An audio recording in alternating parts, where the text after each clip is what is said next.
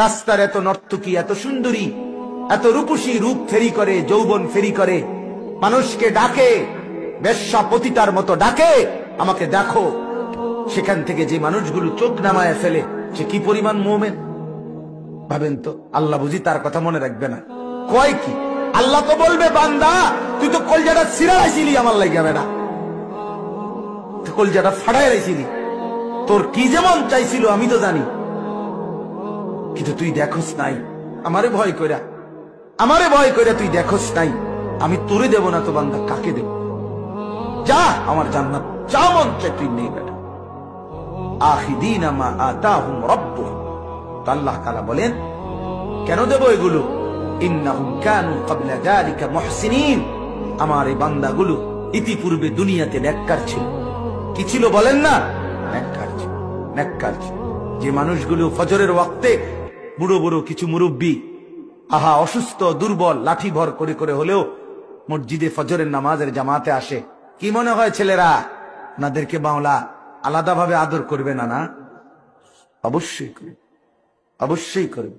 ফাসাউফা তারা ইদিন কাশাফাল গুবারু আফারাসুন তাহতা রিজলিকা আম হিমারু, অচিরেই তুমি দেখতে পাবা তুমি বুদ্ধিমান ছিলা নাকি নামাজি বুদ্ধিমান ছিল, ঘোড়ার পিঠে ছিলা না গাধার পিঠে ছিল। এটা আরবি একটা প্রবাদ আর কি। এক কোনা দিয়া যুদ্ধের ময়দানে যুদ্ধ হইতেছে, তো যুদ্ধ চলতেছে পুরা মাঠে, এক কোনা দিয়া সবাই লক্ষ্য করছে যে এখানে বালু, খুব বালু উঠতে আছে, সবাই মন্তব্য করতেছে মানব কারবার হইতেছে, এখানে ওই সাইডে মনে সুরে লাইতেছে, মানে মেন যুদ্ধটা হইতে আছে ওই কোনাত, মানে যেভাবে বালু উঠতে আছে।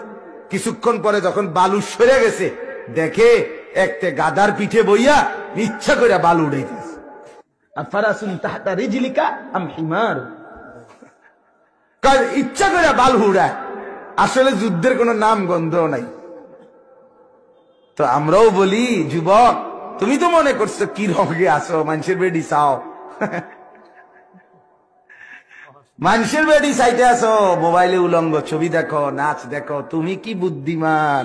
ও চিরেই দেখবা তুমি আসলে গাধার পিঠে বসে বালু উড়াইছো, যুদ্ধ করো নাই, ঘোড়ার পিঠে চড়ো নাই, তুমি জীবন কিছুই বোঝো নাই, তুমি ধোঁকা খেয়েছ, প্রতারিত হয়েছ, প্রতারিত হয়েছ। নারীর ফাঁদ, ধোঁকা। ফাত্তাকুদ দুনিয়া ওয়াত্তাকুন নিসা, নবী বলছেন দুনিয়ার মায়া জাল ভয় করো, নারীর ফাঁদ ভয় করো। নারীকে লজ্জা করা না, নারীকে অপমান করা না,